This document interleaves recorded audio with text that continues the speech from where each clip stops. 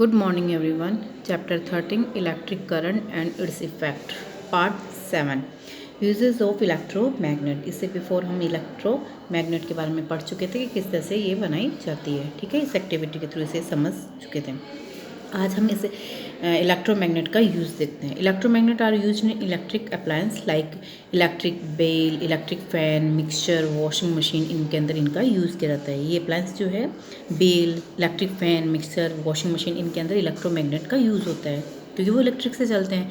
Electromagnet are use to separate magnetic material from like iron from metal scrap. और इसके अलावा इसका use जो है वो हम इस तरह से सेपरेट करने में भी यूज़ करते हैं, मतलब अलग.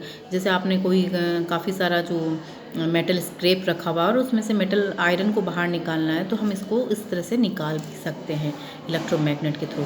Doctor use electromagnet to remove tiny iron particle which may have fallen into person eyes accidentally. Doctor जो है इलेक्ट्रोमैग्नेट का यूज़ भी करते हैं जब किसी भी पेशेंट या किसी पर्सन की आंखों में बाय मिस्टेक आइज़ के अंदर आयरन के पार्टिकल गिर जाते हैं तो उसे रिमूव करने के लिए भी इसी इलेक्ट्रोमैग्नेट का यूज़ करते हैं. Electromagnet are use in medical science to cure certain element. और इसके अलावा इलेक्ट्रोमैग्नेट का यूज़ जो है मेडिकल साइंस के अंदर भी उपचार करने में इसका यूज़ किया जाता है. ठीक है, अब बात करते हैं हम इलेक्ट्रिक बेल जो हमारे घरों में लगी होती है ना, उसका सिस्टम किस तरह से होता है, उसकी प्रोसेसिंग जो होती है वो किस तरह से होती है, वो किस तरह से बनी हुई होती है, उसके बारे में बात करते हैं. ठीक है, ये आपको आपके पास में डायग्राम दिया हुआ है. इलेक्ट्रिक डोर बेल है और इसका इंटरनल जो स्ट्रक्चर है वो इस तरह से आपको नज़र आ रहा है.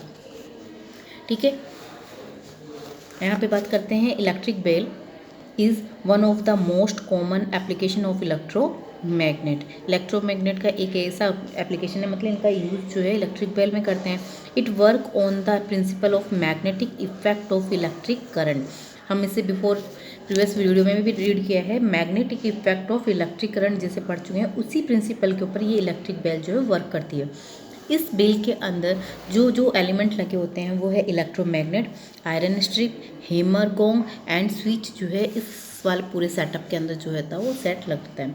अब वर्किंग ऑफ इलेक्ट्रिक बेल देखते हैं कि किस तरह से ये इलेक्ट्रिक बेल जो होती है वो वर्क करती है.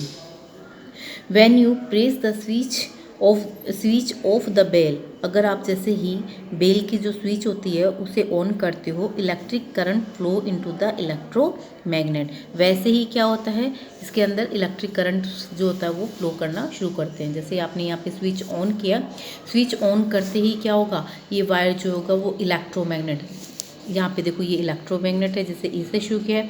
इलेक्ट्रोमैग्नेट आगे जुड़ी हुई है आयरन की स्ट्रिप से, जैसे आई क्या है, और इसी के जस्ट आयरन स्ट्रिप के ऊपर एक स्क्रू लगा हुआ है जिसे आई से शो किया, जे से शो किया है.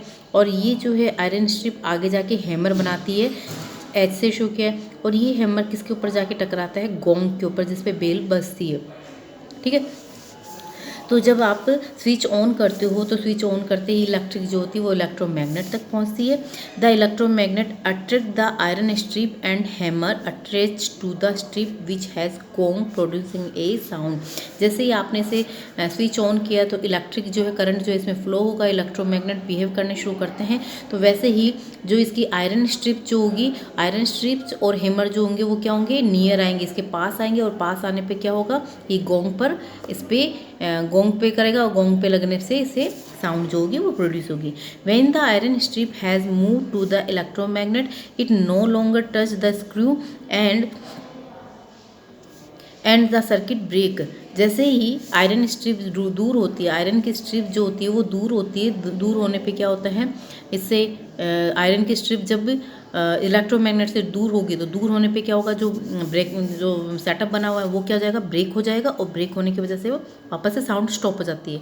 The electromagnet now turn off and no longer attract the iron strip. और जैसे ही ऑफ होता है आयरन मैग्नेट का जो है, ऑफ होते ही ये अट्रैक्शन जो होता है आयरन स्ट्रिप का वो नहीं होता. The iron strip thus return to it initial position. वापस से आयरन की स्ट्रिप जो होती है ये वाली वापस से अपनी पोजीशन पे आ जाती है. और जो स्क्रू जो है वो भी अपने ही वापस से टच करना शुरू करता है. This make the circuit complete. वापस से सर्किट जो होता है वो क्या हो जाता है, कंप्लीट हो जाता है. दिस करंट फ्लो अगेन वापस से करंट फ्लो करना शुरू करता है। जैसे करंट फ्लो करना शुरू करेगा ये फिर से स्ट्रिप जो होगी इसका हैमर बजेगा और हैमर गोंग के ऊपर करेगा और साउंड प्रोड्यूस होगी।